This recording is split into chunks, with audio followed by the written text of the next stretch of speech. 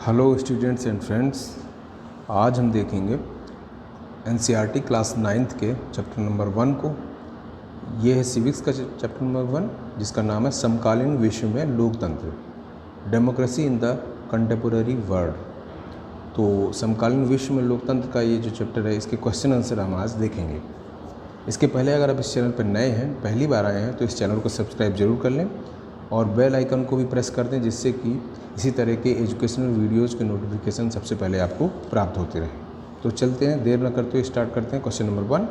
ये क्वेश्चंस जो है आपको एनसीईआरटी बुक्स की, एनसीईआरटी की ये टेक्स्ट बुक से लिए गए हैं, और वो भी लेटेस्ट एडिशन है जो 2020 और 21 का। तो इसमें आपको कोई डाउट नहीं करना कि ये पुरानी है या कैसी है, ये अभी जो कोर्स में चल रही है वही है। अब देखते हैं प्रश्न व्यास क्वेश्चन नंबर 1। इनमें से किससे लोकतंत्र के विस्तार में मदद नहीं मिलती? इसमें पूछा मदद नहीं मिलती। अब तो देखिए ऑप्शन क्या है, लोगों का संघर्ष, विदेशी शासन द्वारा आक्रमण, उपनिवेश का अंत, लोगों की स्वतंत्रता की चाह। तो देखिए लोगों को संघर्ष से मिलती है मदद, विदेशी शासन द्वारा आक्रमण करने से ये नहीं मिलती है। तो आंसर क्या हो गया, ये वाला नहीं मिलती है, इससे नहीं मिलती। उपनिवेशवाद का अंत होने से भी मिलती है और लोगों की स्वतंत्रता की चाह से भी लोकतंत्र के विस्तार में मदद मिलती है। तो इसका आंसर क्या हो जाएगा, फाइनल आंसर होगा विदेशी शासन द्वारा आक्रमण। ये जरूरी नहीं है लोकतंत्र के लिए, विस्तार के लिए। अब देखते हैं क्वेश्चन नंबर 2। आज की दुनिया के बारे में कौन सा कथन सही है? आज की दुनिया, प्रेजेंट वर्ल्ड। पहला, राजशाही शासन की वो पद्धति जो अब समाप्त हो गई। जी नहीं, अभी भी है। लोग इवन राजशाही जो है कुछ हद तक बहुत से देशों में भी है, सऊदी अरब, ब्रिटेन में भी राजशाही की एक प्रतीकात्मक रूप से रखा गया है। वहाँ पर भी राजा और बादशाह और शाह होते हैं। तो आज के दौर में क्या है, पर ये ज़रूर है कि आज के दौर में किसी दौर से ज़्यादा देशों में शासकों का चुनाव लोगों के द्वारा होता है। ये ऑप्शन तीसरा वाला सही है, क्योंकि लोकतंत्र सबसे ज़्यादा है, लेकिन हर जगह लोकतंत्र ऐसा नहीं कहा जा सकता। अब देखते हैं तीसरा प्रश्न, निम्नलिखित वाक्यांशों में से किसी एक का चुनाव करके इस वाक्य को पूरा कीजिए, यानी सेंटेंस पूरा करना है। अंतर्राष्ट्रीय संस्थाओं में लोकतंत्र की ज़रूरत है ताकि, अभी 4 ऑप्शन दिए हुए हैं, का, ख, ग और घ। इनमें से कौन सा सही है? अमीर देशों की बात का ज़्यादा वजन हो, गलत है ये। विभिन्न देशों की बातों का वजन हो उसकी सैन्य शक्ति के अनुपात में हो, ये भी गलत है। देशों को उनकी आबादी के अनुपात में सम्मान मिले, ये भी गलत है। क्या है? अंतर्राष्ट्रीय संस्थाओं में लोकतंत्र की ज़रूरत है ताकि दुनिया के सभी देशों के साथ समान व्यवहार हो, चाहे छोटा देश हो, चाहे बड़ा हो, चाहे ताकतवर हो, चाहे कमज़ोर हो, चाहे गरीब हो, चाहे अमीर, सबके साथ समान व्यवहार अंतर्राष्ट्रीय संस्थाओं जैसे यूएनओ वगैरह में होना चाहिए। अब देखते हैं ये कुछ सेंटेंस, ये कोई मैचिंग का है कि जैसे कुछ देशों के नाम दिए हैं और वहाँ पर किस तरह लोकतंत्र की क्या व्यवस्था है। देश दिए हुए हैं और इधर दिए हैं लोकतंत्र की, और वो क्या कर रहे हैं। तो इसका ऑप्शन देखते हैं। चिली है, चिले लिखा हुआ लेकिन इसका नाम होता है चिली। चिली है ये देश है चिली। और नेपाल, पोलैंड और घाना, ये सब देशों के नाम हैं। तो देखते हैं क्या क्या है यहाँ पर। इसका आंसर ये है, यहाँ पर इसको टाइप किया गया है। चिली है सैनिक तानाशाही की समाप्ति। चिली में क्या था, सेना के अफसरों ने, सैन्य अफसरों ने क्या किया था, कब्जा कर लिया, तो वहाँ पर सैनिक तानाशाही की समाप्ति हुई। नेपाल ने क्या हुआ, वहाँ पर राजतंत्र समाप्त हो गया, राजा ने अपने अधिकार छोड़ने पर सहमति दी। पोलैंड क्या है, एक दल के शासन का अंत हो गया, एक ही पार्टी थी पोलैंड में, वो ख़त्म हो गई। और घाना में क्या हुआ, ब्रिटिश औपनिवेशिक शासन से आज़ादी मिली। ब्रिटिश औपनिवेशिक शासन का मतलब होता है ब्रिटेन ने जो उपनिवेश, यानी कि अपने जो है ऐसे देशों में कब्जा कर लिया था अपने आर्थिक हितों के लिए, और वो वहाँ पर अपने फैक्ट्रियों द्वारा निवेश करते थे और कच्चा माल ले आते थे, वो उपनिवेश कहलाता था। तो घना क्या हुआ, ब्रिटिश शासन किया। ये सही, उनको सही लगे हुए हैं, आपको ऐसे ही लिख लेना है इसको। तो ये इसका आंसर हो जाएगा। स्क्रीनशॉट लेते चलें आप और इसको नोट कर सकते हैं। 5वां प्रश्न है, गैर लोकतांत्रिक शासन वाले देशों में लोगों को किन किन मुश्किलों का सामना करना पड़ता है? इस अध्याय में दिए गए उदाहरण के आधार पर इस कथन के पक्ष में तर्क दीजिए। तो गैर लोकतांत्रिक मतलब जहाँ पर लोकतंत्र मतलब होता है लोगों द्वारा चुना गया शासन, जहाँ पर लोग वोट देकर शासक नहीं बना सकते, वहाँ गैर लोकतांत्रिक देश हो जाता है, नॉन डेमोक्रेटिक। तो उस पर क्या हो सकता है, गैर लोकतांत्रिक शासन वाले देश बहुत सी कठिनाइयों का सामना करते हैं। गैर लोकतांत्रिक देशों में लोग आज़ादी से अपने नेता का चुनाव नहीं सकते, क्योंकि वहाँ इलेक्शन होते ही नहीं। वे शासन कर रहे लोगों को अनुमति के बिना राजनीतिक दलों का गठन भी नहीं कर सकते, कोई पार्टी भी नहीं बना सकते। ये वास्तविक आज़ादी का आनंद नहीं उठा पाते।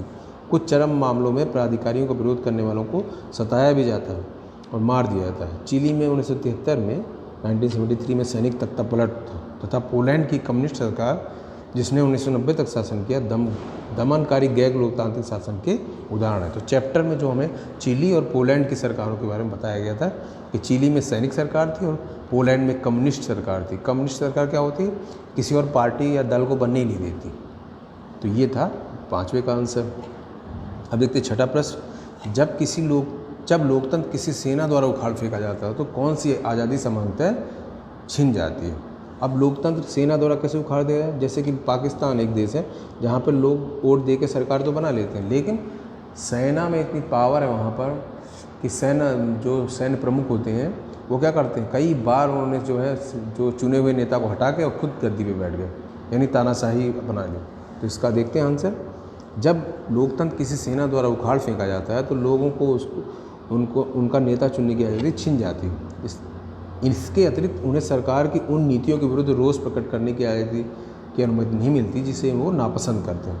अर्थात अभिव्यक्ति की आज़ादी, ना अपने व्यापार संगठन बनाने की आज़ादी, ना ही निष्पक्ष चुनाव का अधिकार। उदाहरण के रूप में देखिए, सन 1973 में चिली में जनरल अगास्तो पिनोसे द्वारा सैनिक शासन स्थापित किया गया, जबकि पोलैंड में 1989 में जनरल जारूजेलेस्की के नेतृत्व में गैर लोकतांत्रिक सरकार थी। दोनों ही मामलों में लोगों को ऊपर वर्णित आज़ादी नहीं थी।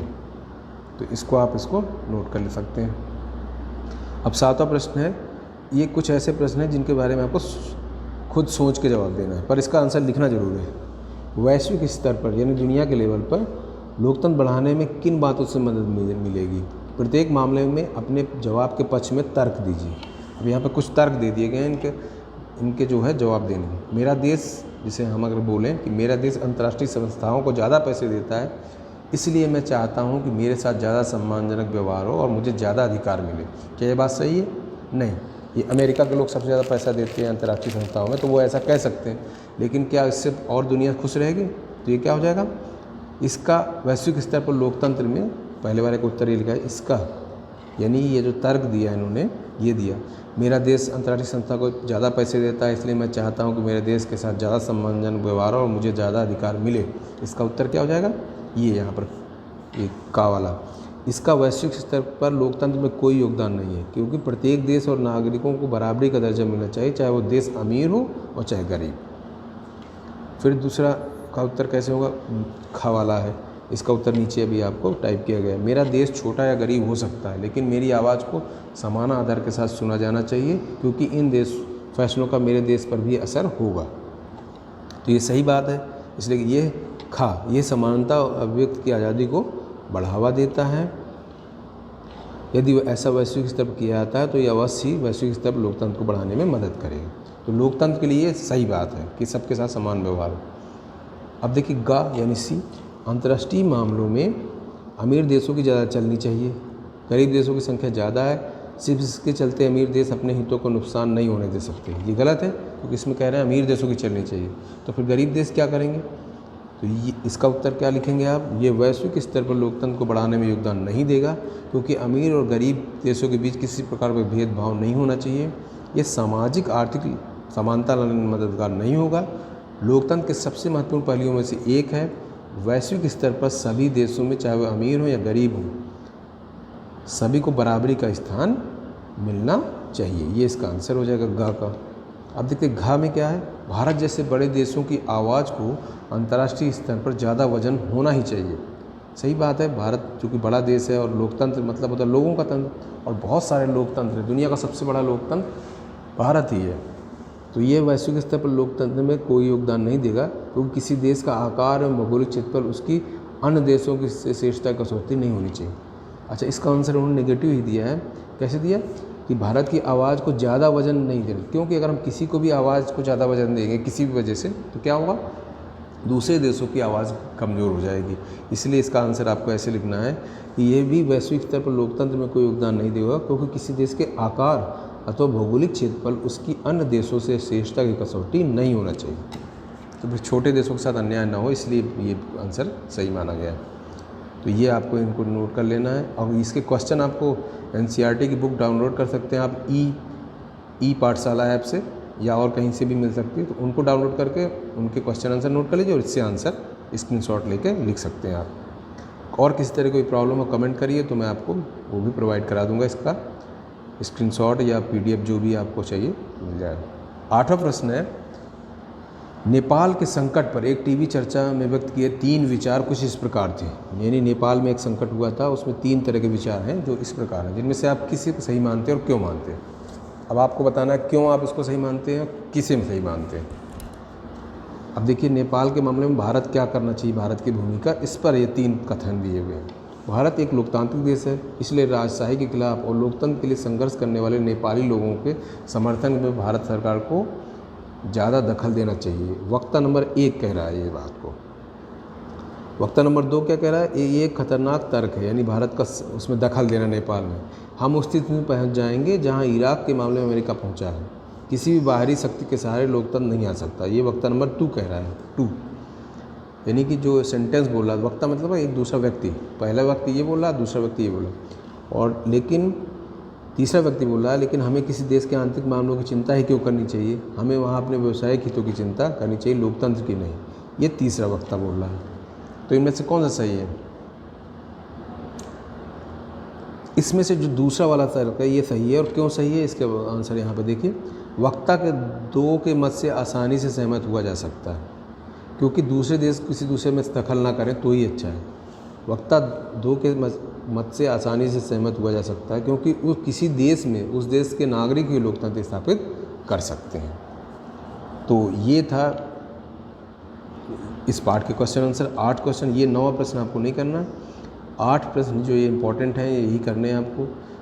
कुल 9 ही प्रश्न हैं, तो ये प्रश्न जो है उतना इम्पोर्टेंट नहीं है, ये एक तरह से सोचने का है, तो ये इसको आपको एग्ज़ाम में भी नहीं आता। ये 8 प्रश्न हैं, इनको आप बारी बारी से स्क्रीनशॉट लेके आराम से इनको नोट कर सकते हैं। एक बार वीडियो को दोबारा देख लीजिए और इसको नोट कर सकते हैं स्क्रीनशॉट लेके, या इसको वीडियो को पॉज करके भी आराम से। तो आज की वीडियो में इतना ही। वीडियो देखने के लिए आप सबको बहुत बहुत धन्यवाद। Thank you very much to all.